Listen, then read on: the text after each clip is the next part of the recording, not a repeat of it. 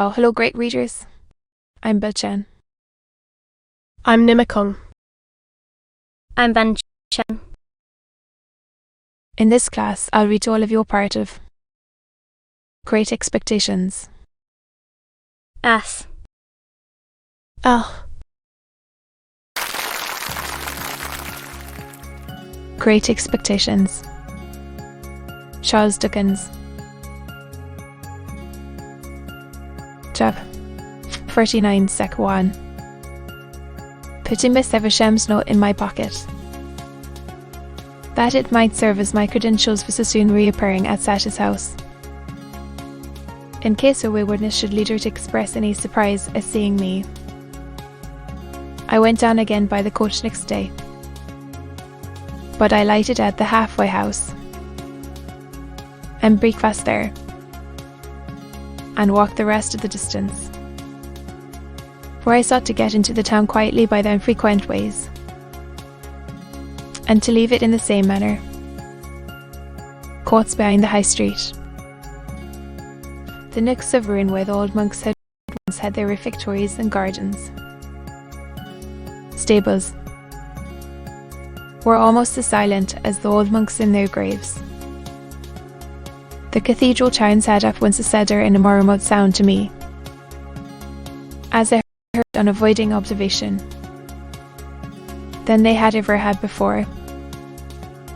The swell of the old organ was borne to my ears like funeral music, and the rooks, the priory garden, seemed to call to me that the place was changed, and that Estilla was gone out of it forever. An elderly woman, house across the back courtyard, opened the gate. The lighted candle stood in the dark passage within, as of old, and I took it up and ascended the staircase alone. Miss Evesham was not in her own room, but was in the larger room across the landing, looking in at the door, after knocking in vain. I saw her sitting on the hearth in a rugged chair, close before, and lost in the contemplation of the ashy fire. Doing as I had often done, I went in and stood touching the old chimney piece, where she could see me when she raised her eyes. There was an air of utter loneliness upon her, injury than I could charge her with, as I stood compassionating her, and thinking how, in the progress of time, I too had come to be a part of the wrecked fortunes of that house. Her eyes rested on me. She stayed, and said in a low voice, "It is I." Phil? Mister Chiggers gave me your note yesterday. Thank you. As I brought another of the rugged chairs to the hearth and sat down, I remarked a new expression on her face, as if she were afraid of me. "I want," she said, "to pursue that subject you mentioned to me when you were last here, and to show you that I am not all stone. But perhaps you can never believe." And when I said some reassuring words, she stretched out her tremulous right hand, as though she was going to touch me. But she recalled it again before I understood the action, or knew how to receive it. "You said, speaking for your friend, that you could tell me how to do something useful and good, something that you would like done." I began explaining to her that secret history of the partnership. I had not got far into it. Then, rather than of what I said, it seemed to be so. For when I stopped speaking, Many moments passed before she showed that she was conscious of the fact. Do you break off? Yes, then. With her former of being afraid of me. No, I answered. How can you think so? Miss Evesham. Perhaps I was not, she answered, putting a hand to her head. Begin again. And let me look at something else. Stay. To her. And looked at the fire with a strong expression of forcing herself to attend. I went on with my explanation, and told her I had hoped to complete the transaction out of my means. But how in this I was disappointed of my explanation, for they were the weighty secrets of another. So said she, assenting with her head, but not looking at me. I was rather afraid of stating it, for it sounded a large sum. If I give you the money for this purpose? She asked this question, still without looking at me, but in an unwonted tone of sympathy.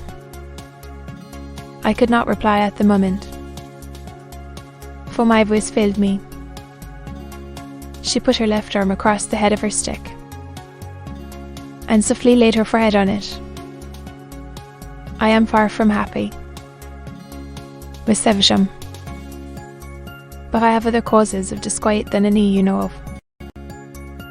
After a little while, she raised her head and looked at the fire again. It is noble in you to tell me that you have other causes of unhappiness. Can I only serve you in by serving your friend? Regarding that as done. Then, I thank you for the question. I thank you even more for the tone of the question. She presently rose from her seat, looked about the blighted room for the means of writing. There were none there, and she took from her pocket a yellow set of ivory tablets, mounted in tarnished gold, from her neck.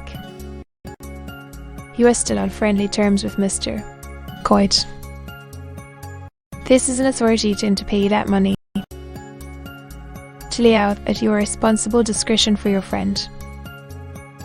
I keep no money here, but if you would rather Mr. Jiggers knew nothing of the matter. Thank you, Miss Evesham.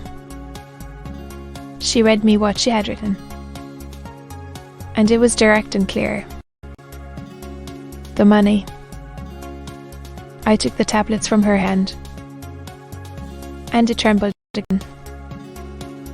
Attached, and put it in mine. All this she did without looking at me. My name is on the first leaf. If you can ever write under my name. Oh, Miss Evesham, said I can do it now. There have been sore mistakes, and my life has been a blind and thankless one, and I want forgiveness and direction for it much. She turned her face to me for the first time since she had ever did it, and then, to my amazement, I may even add to my terror, dropped on her knees at my feet, with her folded hands raised to me in the manner in which, when her poor heart was young, fresh and whole, they must often have been raised to heaven from her mother's side, gave me a shock through my frame. I entreated her to rise, and got my arms about her to help her up, but she only pressed that hand of mine which was nearest to her grasp, and hung her head over it and wept.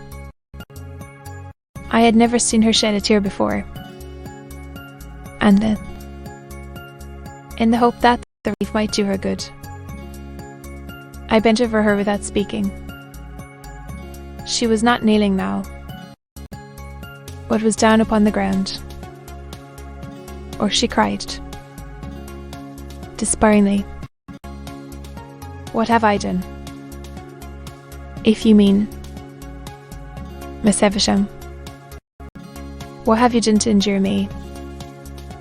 "Let me answer. Very little. I should have loved her under any circumstances." It was a needless question, for a new desolation in the desolate house had told me so.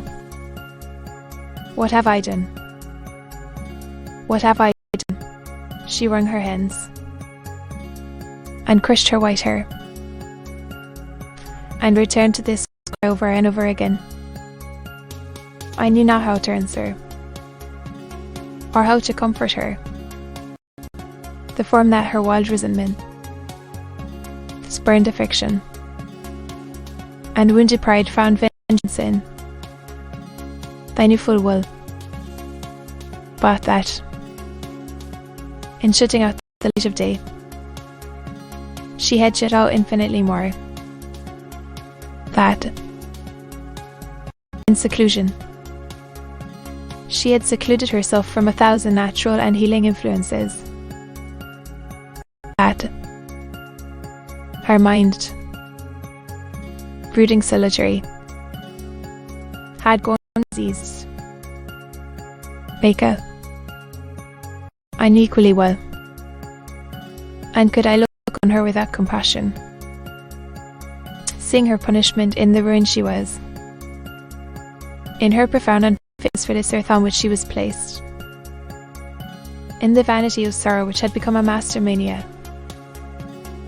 like the vanity of penitence, the vanity of remorse, the vanity of unworthiness, and other monstrous vanities that have been curses in this world, until you spoke to her the other day. Myself, I did not know what I had done.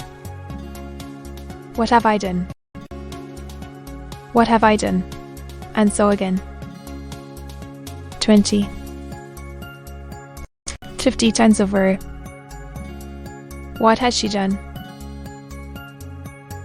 To be continued.